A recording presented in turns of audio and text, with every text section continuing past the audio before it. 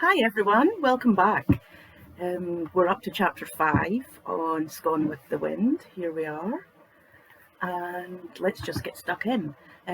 But before we start, I just wanted to remind you that all the other chapters are there. You can go back if you've missed them, because I'm noticing that for some reason chapter 3 doesn't have a huge number of views and I don't want you to miss out. So remember, pop back if you've not seen the others. Okay, chapter 5, Scone of the Day, date. We walked back to the bakery in silence, lost in our thoughts. I was kicking myself for not having put two and two together before now. There'd been something about his death that hadn't seemed right, but now it stood out like a sore thumb. I almost hoped I was wrong and overreacting, but my gut told me I wasn't, and I always trusted my gut. I let us into the apartment door and walked through the bakery with David following. "Mrs. Mac, are you here?" I shouted, hoping the brownie wasn't too far for me to hear me. "Through here, dearie. Are you okay?" she called from the staff kitchen. "Why is your employee here on a Sunday?" David asked. That was a troublesome question to answer. Mrs. Mac wouldn't appreciate me telling her secret, so I told a version of the truth. She sometimes pops in on a Sunday to help me plan out the week if we have a lot of special orders on. We rounded the door into the kitchen, and Mrs. Mac had a folder in front of her. Bless her heart. She must have heard me and pulled it off the shelf to provide cover for my fib. "Hello. Oh, you have someone with you. I thought you might have wanted to go through the orders." She casually closed the binder and pushed it to the side. "It's David, isn't it? I'm so sorry about your uncle. He was a good friend." "Thank you, Mrs. Mac. He always had a kind word to say about you," David replied. "We're actually here about Malcolm, Mrs. Mac.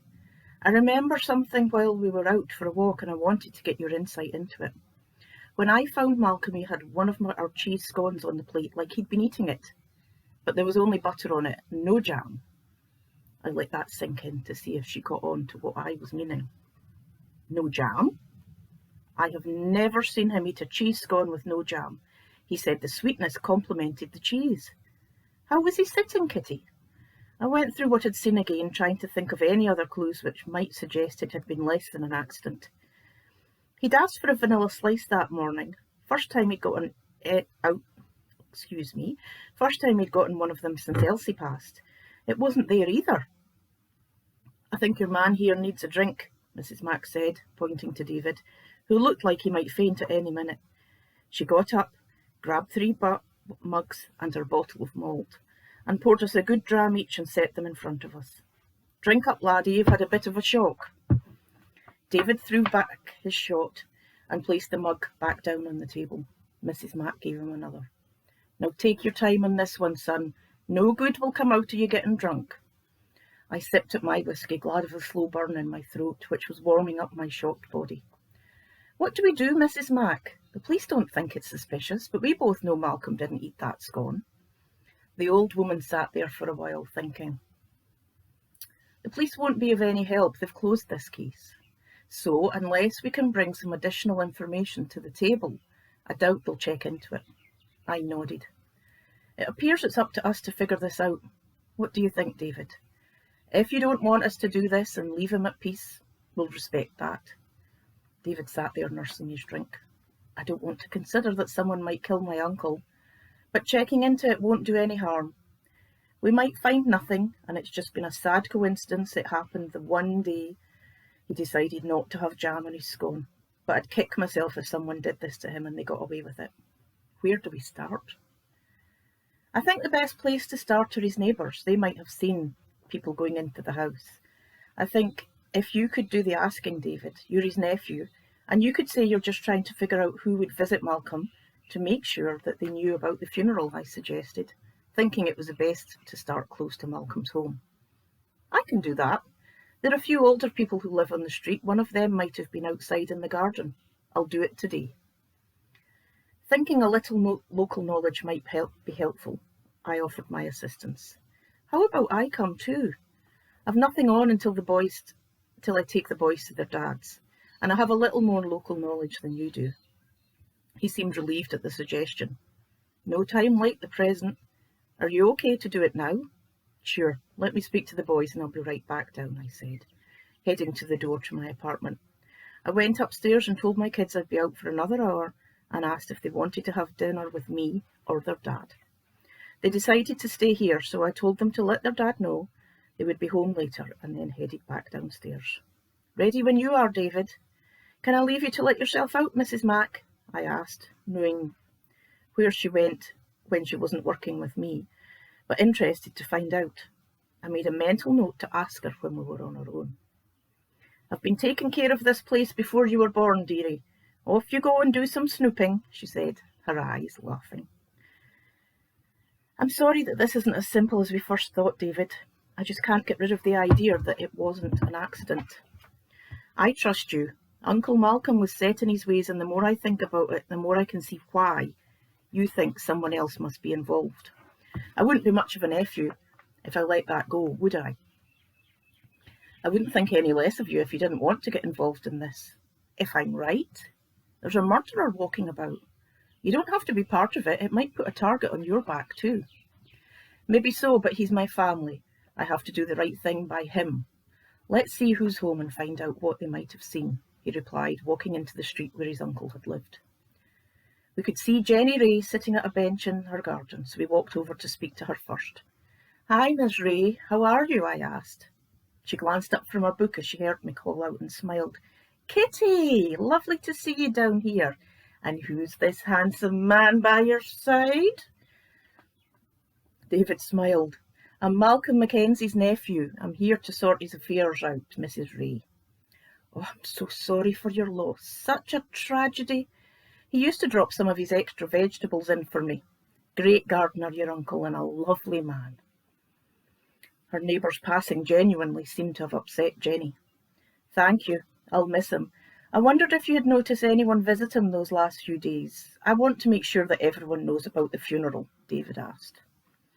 "I saw someone in one of those delivery vans come around on Thursday while I was out pruning my roses. But I can't say I noticed anyone else," Jenny replied. "What time would that have been, Miss Ray?" I asked, hoping to narrow it down a bit. "After lunch, maybe about 1:30 or 2 o'clock. Not much later than that, as the school children weren't out and they finish at 3. "Thank you for that. Enjoy the rest of your day," I said. "You too, Kitty. Nice to see you with a man. The two of you make a lovely couple." She smiled, knowing we weren't a couple, but enjoying putting her 2 cents in, as older people like to do. We waved and walked further down the street, trying to see if any other people were outside. "There's no one else outside. How about we check and see if there's a parcel sitting in your uncle's house?" "I think I saw one in the kitchen. We'll go in through the back door," David answered, leading us to the rear of the house. Malcolm's garden wasn't huge, but he had a small veggie patch here and an allotment. Jean, his next-door neighbour, preferred flowers, her garden slowly becoming a riot of colour, with pansies, roses, foxgloves, and some other flowers I didn't recognise.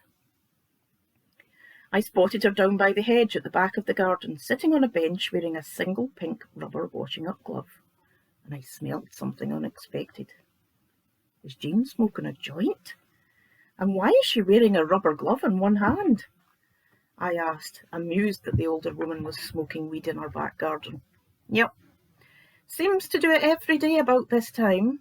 I've not said anything about it. It probably helps her arthritis or something. I think she wears the glove to stop her hands smelling like smoke, but who knows?" David unlocked the door and waved to Jean, who waved back, smiling. I stopped at the door, thinking of the last time I was here. David noticed me hesitate. "Do you want to come in? It's okay if you want to sit out here." I took a breath to steady myself. "I'll be fine. Can't do Malcolm a disservice and not go into his house." Saying that made me feel braver. My legs weren't too sure, but I forced myself to go into the kitchen where I last saw my friend. It wasn't as bad as I thought it would be. The air was fresh and the room was bright and cheery. I could picture him and Elsie sitting here enjoying a cuppa and reading the paper, or watching the small TV which sat on the kitchen counter. David turned to me. "See? Not too bad. Now, where was that parcel?" He studied the kitchen and spotted it on the wooden dresser where Malcolm must have left it.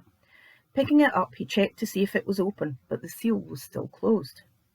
He walked over to a drawer, pulled out scissors and cut it open, emptying the contents on the kitchen table.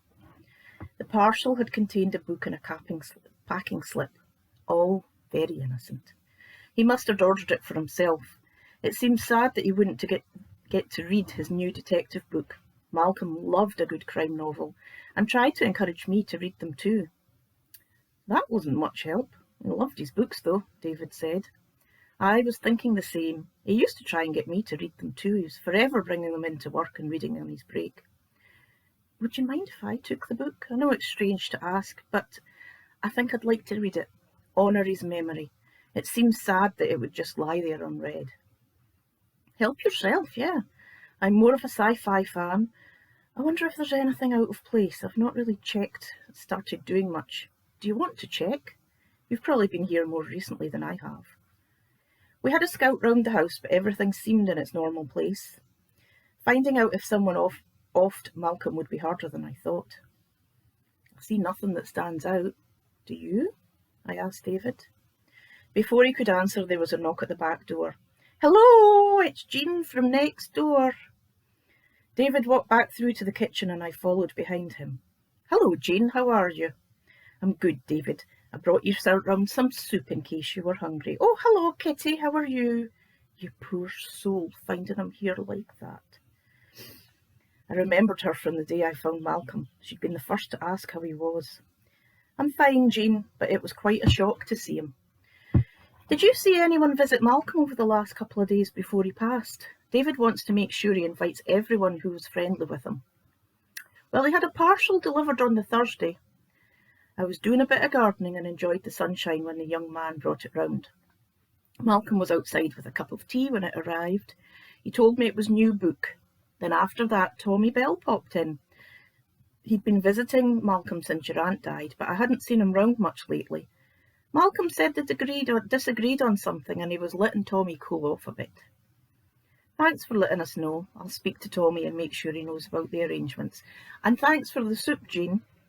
Not a problem, my dear. Now, if you need anything at all, just shout over the fence. The older lady made her way back out the door and to her house. I sat at the kitchen table, flicking through the book in my hands. I had no idea that Tommy visited Malcolm. I didn't think they were on speaking terms. He never really mentioned to me about Tommy visiting. Never mind say anything about an argument. Who was Tommy anyway? Tommy Bell, Malcolm's old boss at Bell's Bakery. Malcolm resigned when Tommy took it over from his dad. Malcolm said that Tommy couldn't find his arse with both hands if someone had given him a map. But he didn't fall out with him. Just didn't want to work with him as he thought Tommy would ruin the bakery his dad had worked hard to build. He was already at Baker's Dozen when I took over. I only know about him working there because it came up in conversation once or twice. So, his old boss was visiting regularly and they'd fallen out. Could be a lead to work on, David said. I guess so, but what would they have fallen out about? He hadn't worked for Tommy for a few years. That's what we need to check up on. I'll go into the bakery tomorrow and see what I can dig up. You ask Mrs. Mack if she knows anything. Malcolm might have mentioned to her. I'll do that when I see her next. She'll know all the gossip or know how to find out. I checked my watch. I'd better get back to the boys and make dinner. Do you want to join us? His face lit up. Is your cooking better than Jean's? I swear she's trying to kill me with her cooking. It's so bad, he asked, gesturing to the soup. Well, I don't know, but if you want roast chicken with all the trimmings, come over at 5. There we go. Another couple of clues for what's happened to Malcolm, but not really that much further forward. So, you know what to do. Come back and tune in when chapter 6 is ready to go, and you can find out then. Don't forget to subscribe, people, and if you want, you can buy my books on Amazon to read for yourself too. Speak to you soon. Have a great day. Bye.